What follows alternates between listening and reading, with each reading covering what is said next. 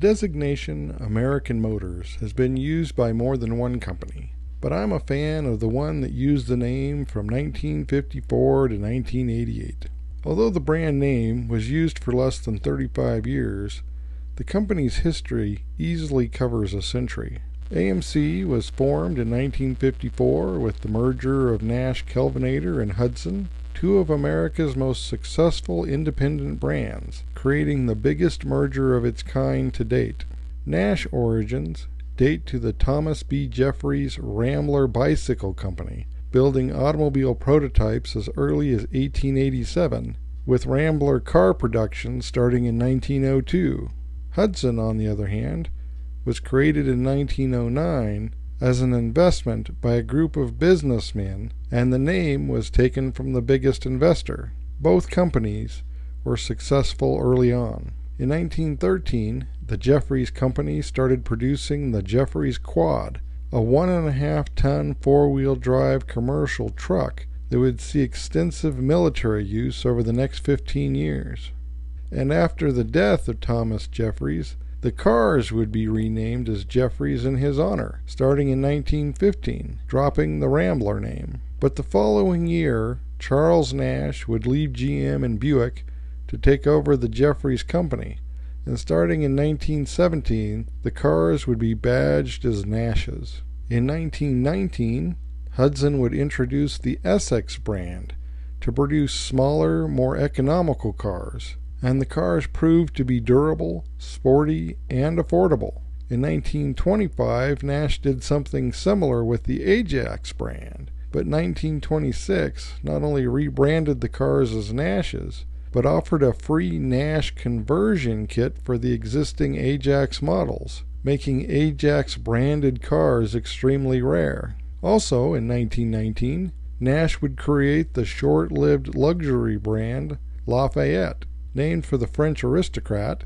the Marquis de Lafayette, that assisted with the American Revolution. But the brand would be fully absorbed into Nash by the end of 1924. 1930 saw Hudson move up to a flathead straight 8 from their more traditional 6s that would only be available in the cheaper Essex models going forward. Starting in 1932, the Essex was being rebranded as the Terraplane, with Amelia Earhart as the spokesperson. And with the optional 8-cylinder, the small car was considered a factory hot rod to rival the V8 Fords. But the 8 was dropped for 1934, and the Terraplane models were merged into Hudson in 1938. In 1936, Nash would introduce seats that fold into a bed, and in 1937 would purchase the leading brand in kitchen appliances, Kelvinator, a record merger in its own right, and one that would eventually lead to the modern heating and air conditioning systems in automobiles.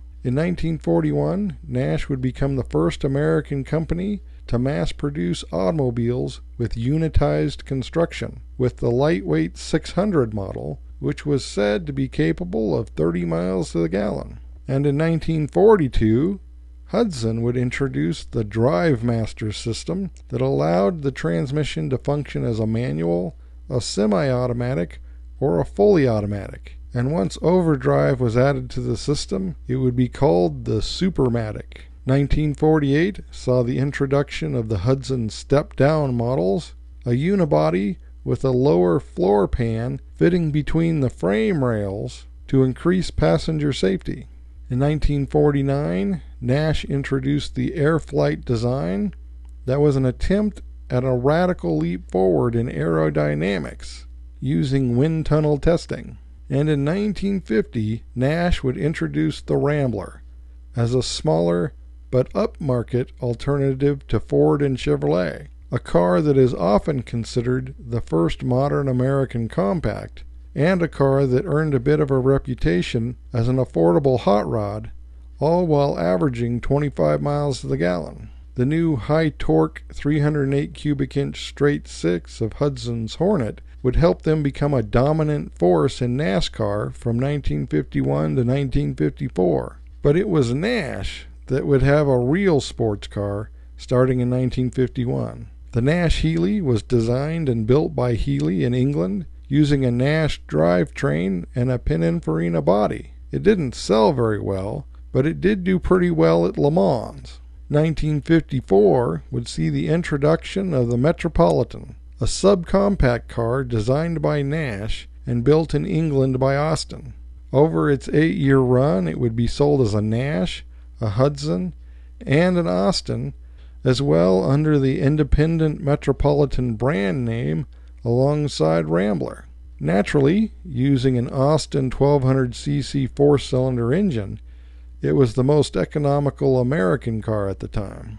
After the merger in 1954, Hudson would start sharing the platform with Nash starting in 1955, and V8s would be sourced from Packard for a couple of years. 1957 would see the end of the Nash and Hudson brands in favor of Rambler, as the company would focus on economical dinosaur fighters, and the Nash Rambler would become the Rambler American. This was a strategy that would have them seeing great success in the early 1960s, with the lineup winning awards such as Car of the Year in 1963. But the sales of small cars meant that when buyers were ready to upgrade, they had to go to a different brand. So the move was soon back to bigger cars, and the Rambler would once again become the small car model, along with new AMC branding. The Ambassador would once again become a big car, and the fastback trend, AMC was quick to jump on that with the Marlin. The pony car market was heating up, and AMC attacked that segment with the Javelin and several sporty versions, from the SST to the Trans Am to the Mark Donahue to the shorter two-seat AMX. And muscle cars? If the Rebel SST wasn't enough for you, there was always the Rebel Machine in red, white, and blue. There would even be a performance version of the Rambler with the SC package known as the Scrambler. But the Rambler would be replaced in 1970 with the new Hornet, a car that would essentially carry AMC for the next 15 years or more. It had a more European flavor, but the SE carried over with similar performance in a car with more subdued sleeper styling. A shortened hatchback version was also introduced as an early subcompact under the Gremlin name, not particularly economical, but more powerful than its competitors by far. Also in 1970, AMC would acquire Jeep, not a hugely profitable division, but one that was in control of a niche market of SUVs, and it had competitive light trucks. And it also didn't hurt that the purchase included government contracts with the military and postal services. The second generation Javelin of 1971 was longer, lower, wider, and heavier, as well as more aggressive, and the big 401 cubic inch V8 would continue relatively unchanged through the Javelin's run ending in 1974. 1974 would also be the end of the big Ambassador nameplate that had been in use for nearly 50 years. But the same platform would also see a new, smaller, aerodynamic Matador coupe, and although the styling can be considered polarizing, it was considered effective aerodynamics for the time. The next big thing for AMC was supposed to be the Pacer. The styling attempted to be futuristic, to match its rotary engine that never materialized. And when put into production with the more traditional Rambler power plants, it didn't turn out to be a very impressive car at all, mostly due to the excessive weight for a car of its size, something that was caused by its greater width and the large amount of glass. In 1978, AMC had to recall all of their 1976 models and several of their 1975 models for faulty emissions, a recall that cost the company $3 million, leading to a subsequent takeover by Renault. The Hornet would get more formal styling in 1978 and a new name, Concorde. And the following year, a more practical hatchback arrived to replace the Gremlin, called the Spirit.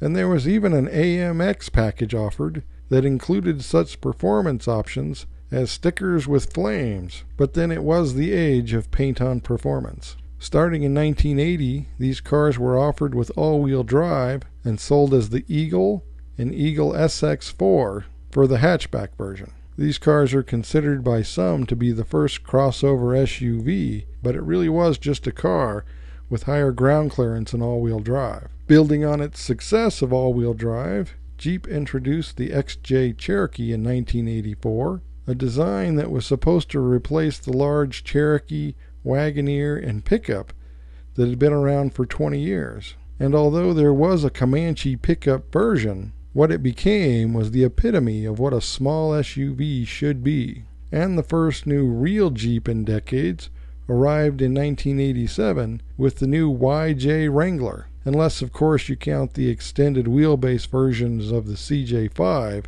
the CJ7 and CJ8 Scrambler. But most of what AMC had to offer in the 80s were Renaults with names instead of numbers, such as the Renault 9 being sold as the AMC Renault Alliance. But the alliance with Renault wasn't working out for AMC or Renault. So in 1987, American Motors got a new American partner, or owner, in the form of Chrysler. As Eagles were the last of the AMC products, AMC became Eagle. But the products going forward remained Renault's, at least for the time being, or Renault-derived anyway, with the Model 21 and 25 based Medallion and Premier. But it wouldn't be long until the lineup was more Mitsubishi-based. The Mitsubishi Mirage, badged as the Eagle Summit, the Mitsubishi Eclipse as the Eagle Talon, and in Canada, the Mitsubishi Galant was the Eagle 2000 GTX. It did eventually get its own version of a Chrysler product, with a Chrysler LH car sold as the Eagle Vision. But the Eagle brand didn't really have its own identity as part of Chrysler, and was phased out for 1999. I think AMC could have been much more than it was, but what it was a company that went outside the box, creating niche markets and influences that have outlived the company itself. As always, thanks for watching. Don't forget to comment below and like and subscribe.